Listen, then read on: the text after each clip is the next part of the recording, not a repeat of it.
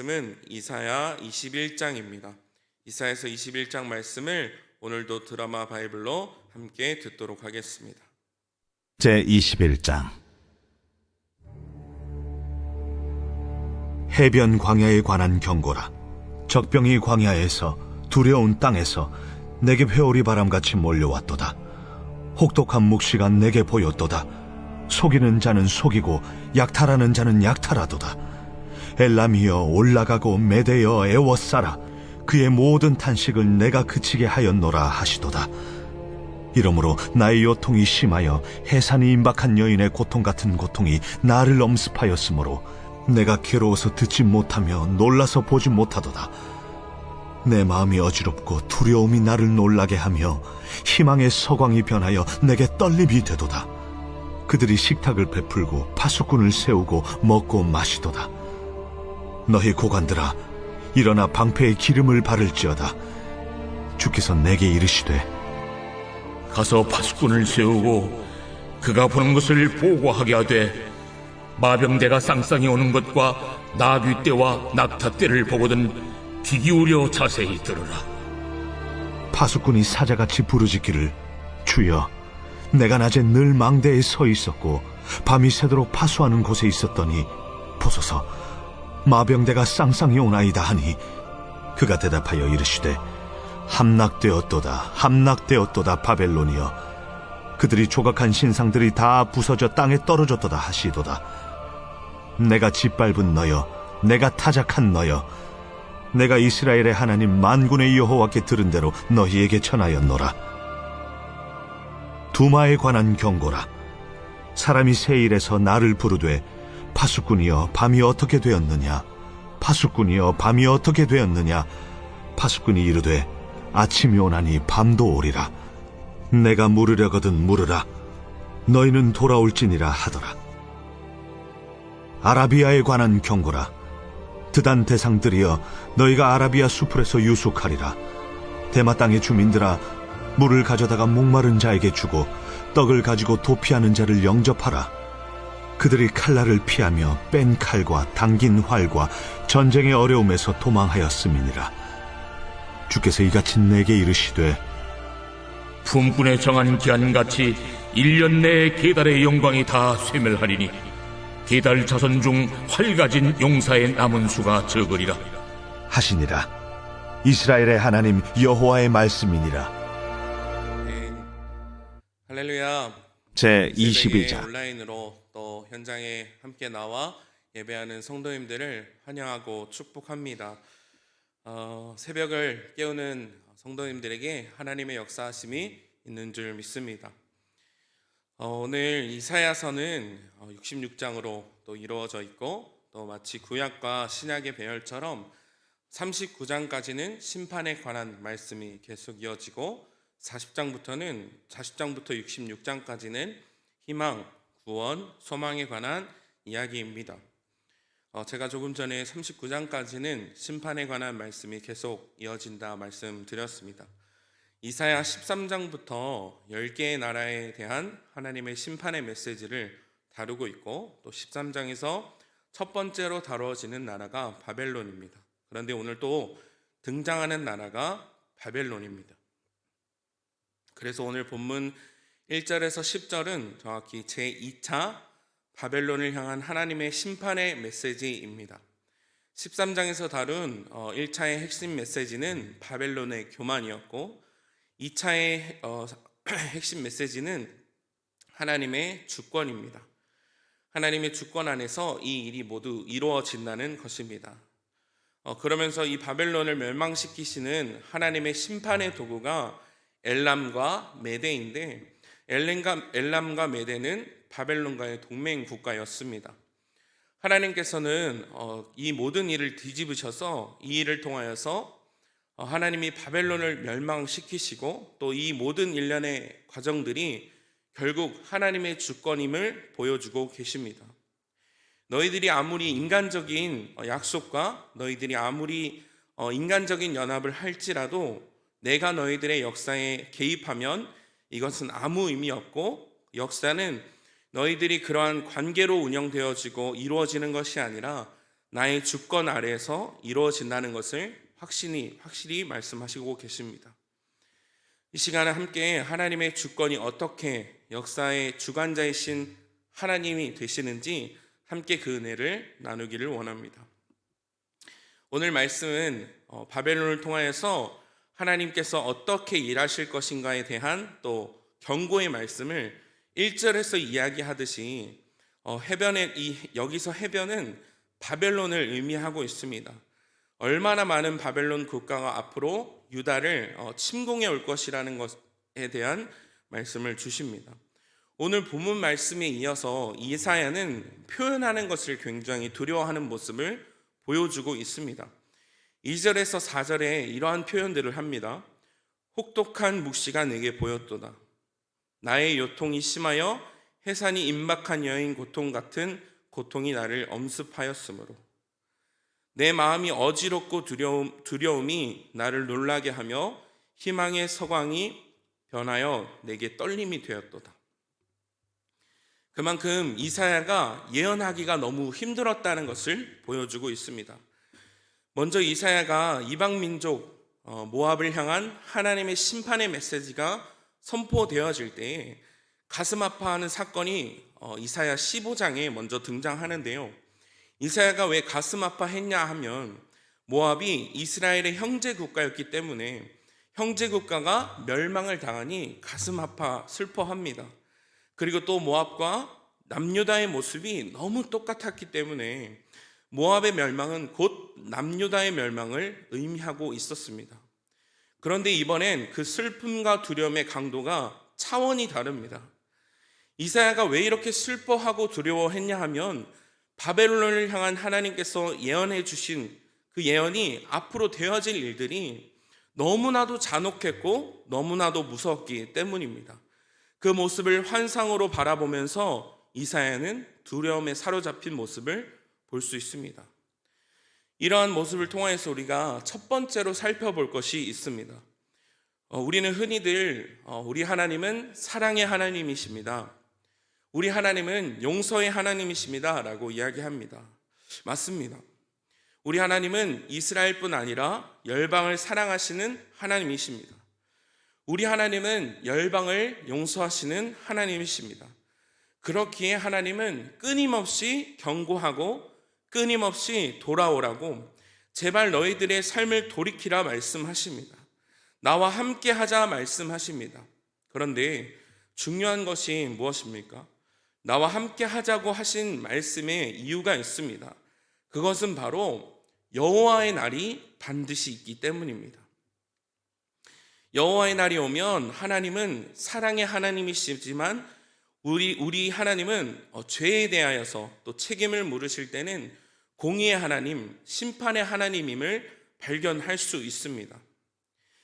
이사야가 본 환상을 통하여서 이 날이 얼마나 철저하게 이루어졌냐 하면 이사야가 적군이 멸망하고 있는데 두려워합니다.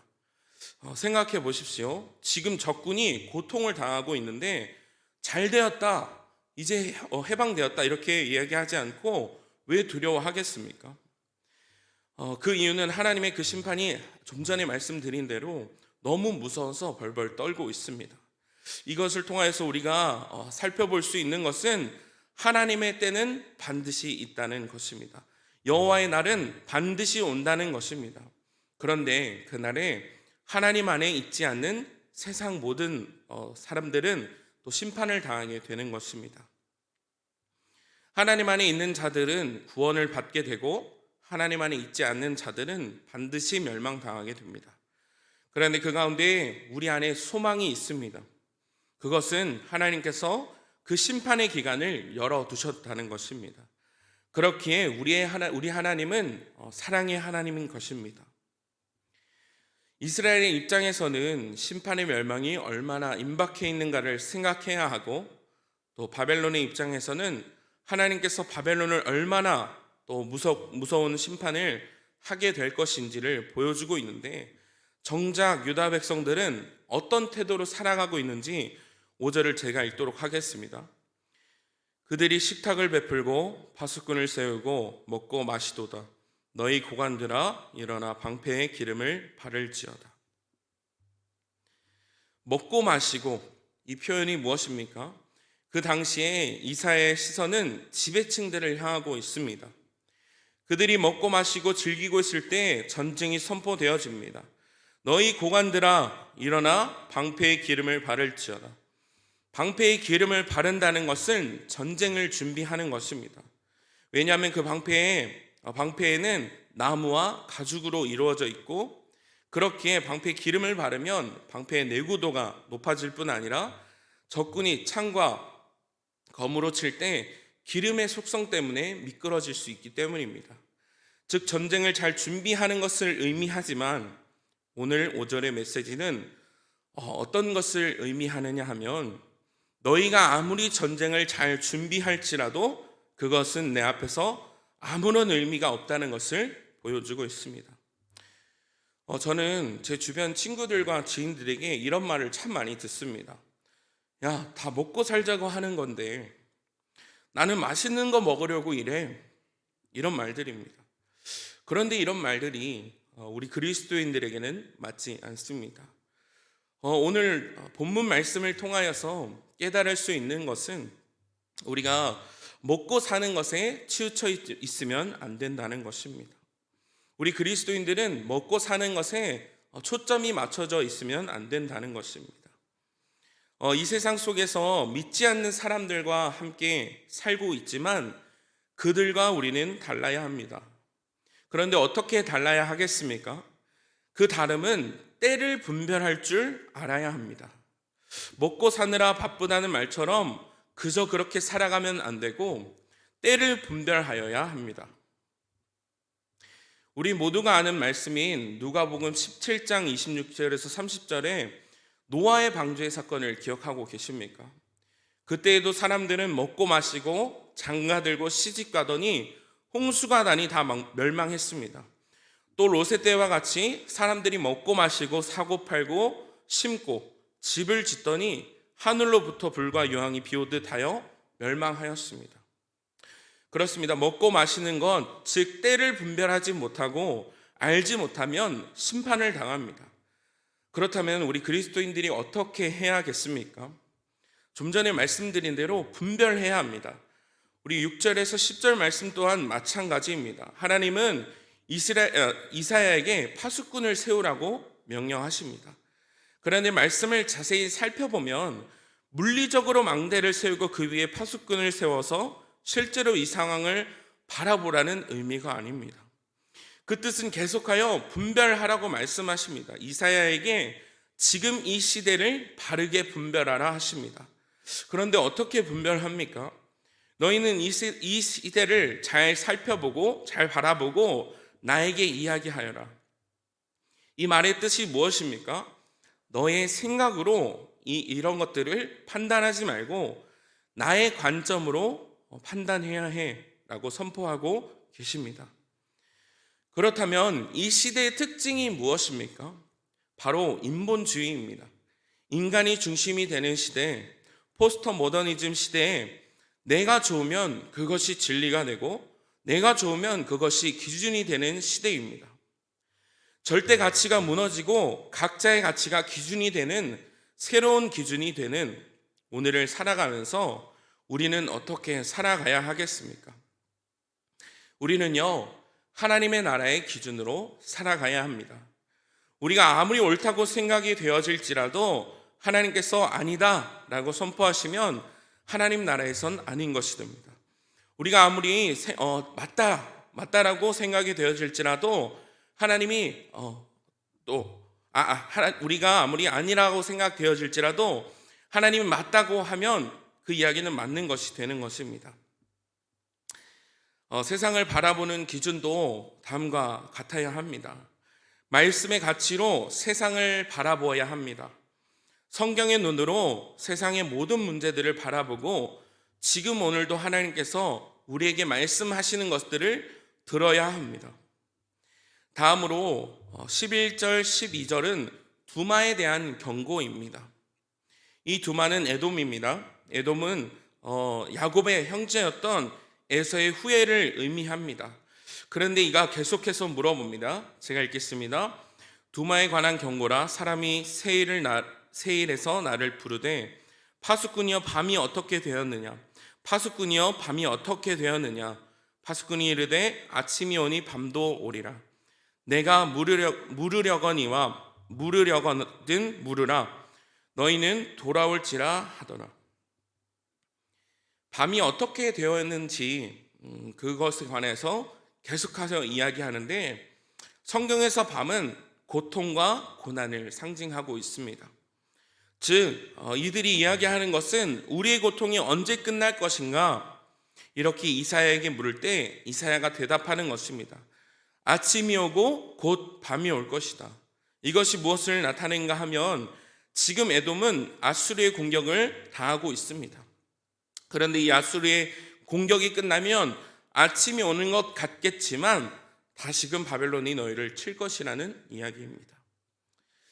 우리가 마지막으로 살펴볼 세 번째는 인간적인 노력을 아무리 해도 하나님이 이 역사를 다스리고 계시기 때문에 하나님을 의지하지 않고는 아무런 의미가 없다는 것입니다. 모든 역사와 우리의 모든 삶은 하나님의 주권 아래 움직임을 기억해야 합니다. 그리고 우리는 우리의 연약함을 인정해야 합니다. 밤이 언제 끝날지 아무리 인간적인 생각과 노력으로 물을지라도 소용없습니다. 마지막 13절, 17절은 아라비아를 향한 경고입니다. 여기서 등장하는 곳은 드단과 데마와 게달이 등장합니다. 드단과 데마는 북서 아라비아를 대표하는 도시였습니다. 그리고 게달은 아라비아 북부 지역의 유목민을 나타냅니다. 그런데 이사야의 메시지가 선포되어질 때 남유다는 아수르의 공격을 당하고 있었습니다. 그런데 그때 남유다가 어디에 도움을 요청하는가 하면 바로 바벨론에게 도움을 요청합니다. 그때 바벨론이 남유다를 도와주러 올 때 있었던 곳이 드단과 데마입니다. 그래서 이들에게 바벨론이 이렇게 이야기합니다. 우리 같이 연합하여서 남유다를 도와주고 아수르를 저항하자. 그래서 그렇게 형성된 것이 반아수르 동맹입니다. 남유다에게는 이런 드단과 데마가 자기 편이라고 생각했습니다. 그런데 이사야는 또 무엇을 선포합니까? 그들의 멸망을 선포합니다. 계속하여 반복하여서 이야기하고 있는 것이 무엇입니까? 너희들이 정치적으로 아무리 이런 행동을 할지라도 모든 것은 아무 의미 없어. 제발 다른 것으로 너희의 구원을 삼지 말고 만군의 여호와 이 역사를 다스리고 주관하는 우리의 도움 되시고 우리의 구원 되시는 하나님을 좀 바라보아라 라고 선포하는 것이 오늘 본문 말씀 13절에서 17절 메시지입니다. 말씀을 정리합니다. 모든 역사는 하나님의 주권 아래에 움직입니다. 우리는 하나님의 주권을 인정하는 삶을 살아가야 하고 하나님의 통치 안에 거해야 하는 줄 믿습니다.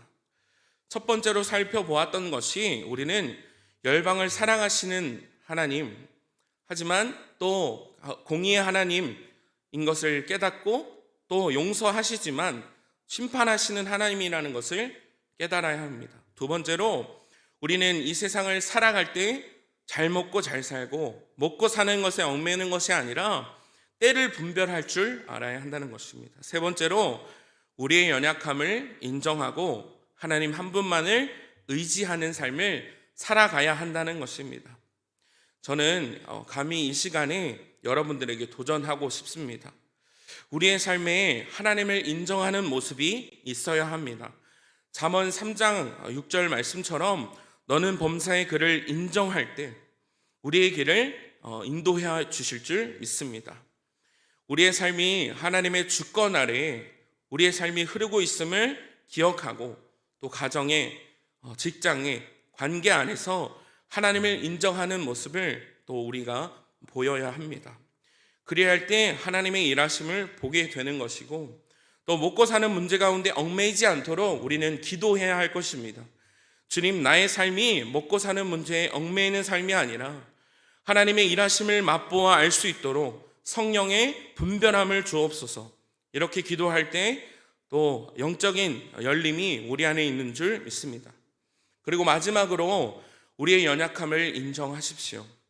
주님, 나를 긍휼히 여겨주십시오. 나는 주님 없이는 살아갈 수 없는 존재입니다. 이렇게 고백하며 하나님 한 분만을 의지할 때 하나님께서는 그 약함을 들어 사용하실 줄 믿습니다. 역사를 주관하시는 하나님 안에서 이 모든 은혜를 누리시는 성도님들이 되시기를 예수님의 이름으로 축복합니다. 기도하도록 하겠습니다. 사랑의 하나님, 오늘 새벽 말씀을 통하여 은혜 주심에 감사합니다. 주님, 우리의 삶이 분주하게 흘러감으로 인하여서 또 익숙함에 속아 하나님의 좋은 모습, 사랑의 모습만 기억하고 죄 가운데 넘어졌음에도 돌이키지 않고 고집부리며 하나님께서 넘어가 주시겠지 하는 마음이 있을 때가 있음을 고백합니다. 하나님, 하지만 하나님은 사랑의 하나님과 동시에 공의의 하나님을 기억합니다. 또 용서하시는 하나님임과 동시에 심판하시는 하나님임을 기억합니다. 우리의 삶에 삐뚤어진 부분이 있다면 이 시간 바로 잡기를 원합니다. 하나님, 또 우리의 인생이 먹고 사는 문제에만 치우쳐 있지 않기를 소망합니다. 모든 막혀있는 재정의 문제, 어려움들 하나님께서 아시오니 은혜로 더하여 주셔서 먹고 사는 문제를 뛰어넘어 분별할 수 있는 삶을 살게 하여 주옵소서. 마지막으로 우리는 연약합니다. 우리의 연약함을 인정하오니 긍휼로 함께하여 주셔서 살아계신 하나님 한 분만을 더욱 의지하는 여기 모인 우리 모두 되게 하여 주옵소서. 이 시간 마음을 다하여서 하나님께 헌금 올려드립니다. 1000번째 헌금 올려드립니다. 여기 적혀있는 모든 기도 제목들을 아시오니 응답하여 주시고 하나님 나라의 확장에 귀히 사용하여 주옵소서. 감사하며 예수님의 이름으로 기도합니다. 아멘.